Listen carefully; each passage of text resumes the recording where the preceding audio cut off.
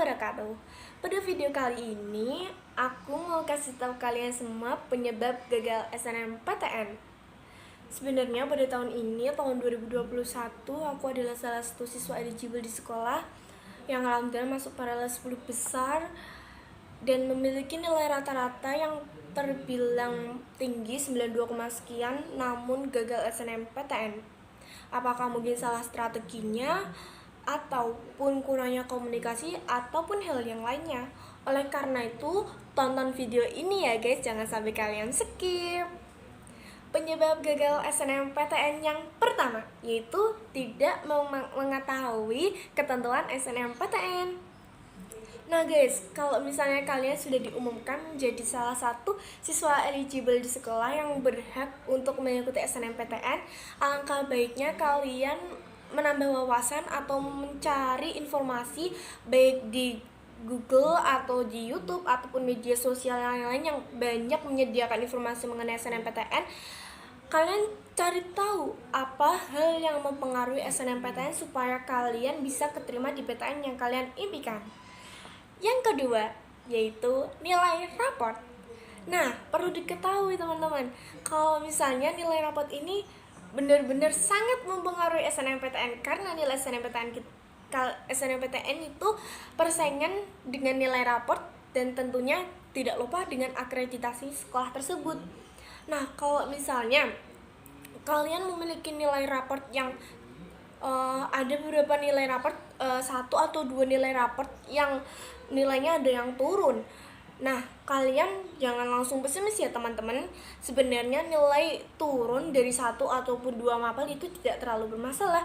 Yang penting nilai kalian itu tetap stabil ya teman-teman. Nah, selain itu, kalau misalnya kalian itu dari memiliki kemampuan yang lebih dari awal kelas 10, nah kalian kayak menunda-nunda, nanti masih semester 1 nih, nanti kalau misalnya udah mulai dari awal nilainya udah tinggi, nanti semester selanjutnya semakin sulit nih. Nah, prinsip kayak gitu salah teman-teman. Sebaiknya kalau misalnya kalian memiliki kemampuan dari awal dengan kecerdasan, dari awal semester 1 kalian tunjukkan kemampuan tersebut teman-teman. Karena kalau misalnya kalian menunda-nunda tersebut, iya emang nanti nilai kita akan naik, tapi kan naiknya kita kan gak seberapa. Kalau misalnya kalian dari awal startnya udah lumayan tinggi, nah dari semester ke semester kalian kan akan memiliki hasrat untuk aku harus bisa nilai yang lebih tinggi nih supaya bisa ikut SNMPTN, kan kayak gitu teman-teman. Nah, selain itu kalau misalnya kalian memiliki keahlian, jangan malu-malu untuk tunjukkan keahlian itu teman-teman. Karena kalau misalnya kita memiliki piagam ataupun sertifikat kejuaraan, itu akan menambah nilai plus kalian semua untuk bisa keterima di SNMPTN. Nah, yang ketiga, yaitu kurangnya komunikasi dengan BK ataupun alumni. Nah, kalau misalnya kalian udah diumumkan sebagai siswa eligible di sekolahan yang berhak untuk mengikuti SNMPTN, yaitu maka kalian sering-sering untuk berkomunikasi ke BK bimbingan konseling mengenai universitas-universitas yang kalian tuju, supaya kalian itu tidak salah ketika memilih universitas itu teman-teman.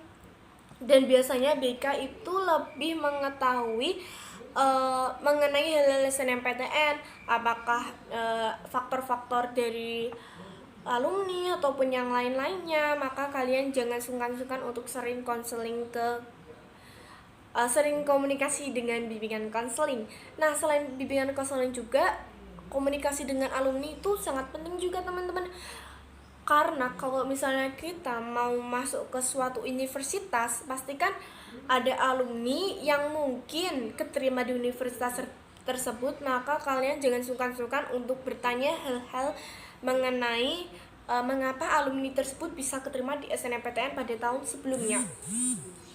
Kalian bisa tanya, gimana sih perkembangan alumni di universitas tersebut pada tahunnya, lalu ada nggak sih alumni yang keterima di PTN tersebut namun tidak diambil. Nah, hal ini harus kalian ketahui teman-teman, karena bisa jadi kalau misal pun alumni ada yang keterima di universitas tersebut itu tidak udah keterima SNMPTN namun tidak diambil, itu sebenarnya bisa mempengaruhi ke adik kelasnya teman-teman.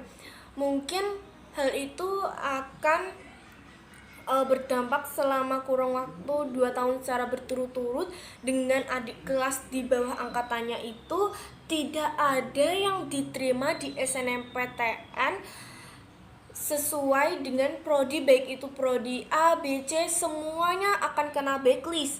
Nah, hal ini perlu kalian mendalami ya teman-teman, supaya kalian tidak terjebak gagal SNMPTN karena kurangnya pemahaman kalian mengenai adanya alumni yang sudah diterima di PTN tersebut belajar SNMPTN namun tidak diambil teman-teman. Ini benar-benar sangat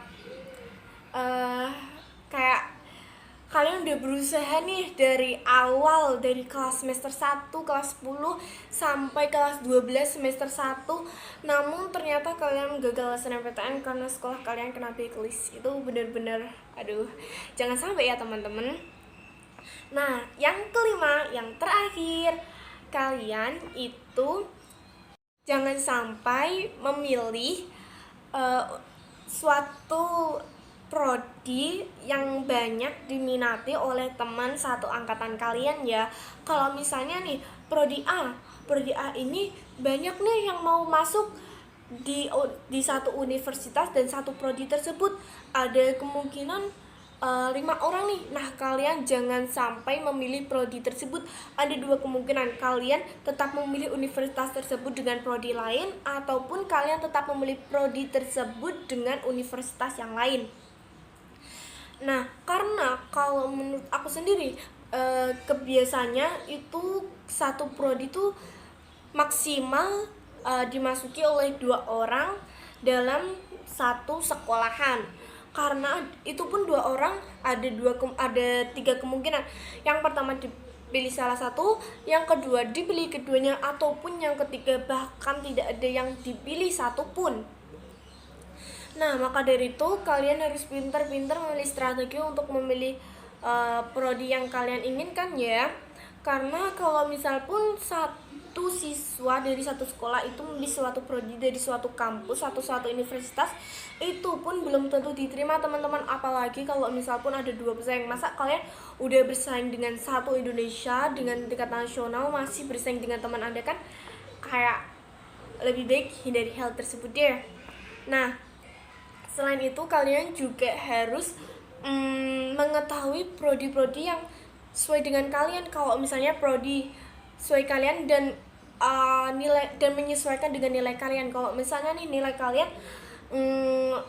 tidak begitu tinggi, nah itu kalian jangan memilih prodi yang kira-kira nilai rata-ratanya itu yang tinggi. Misalnya nilai kalian itu sekitar 80-an. Nah, 83 atau berapa, kalian ingin masuk ke prodi FK, Fakultas Kedokteran. Nah, itu bener-bener minim ya teman-teman untuk bisa keterima di prodi tersebut dan universitas tersebut. Kalian harus bersifat realistis untuk menerimanya. Nah, kalau kalian yang mau masuk ke Fakultas Kedokteran ataupun Fakultas Kedokteran Gigi, FK atau FKG, biasanya FK ini menerima siswa yang memiliki paralel 1 sampai 5 teman-teman. Kalau FKG itu biasanya yang diambil itu nilai rata-rata 1 sampai 10 teman-teman.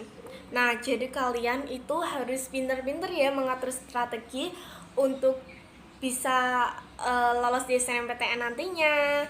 Oleh karena itu, aku akhiri video kali ini. Jangan lupa like, subscribe, and comment. Jangan lupa follow Instagram aku juga ya, Safka_.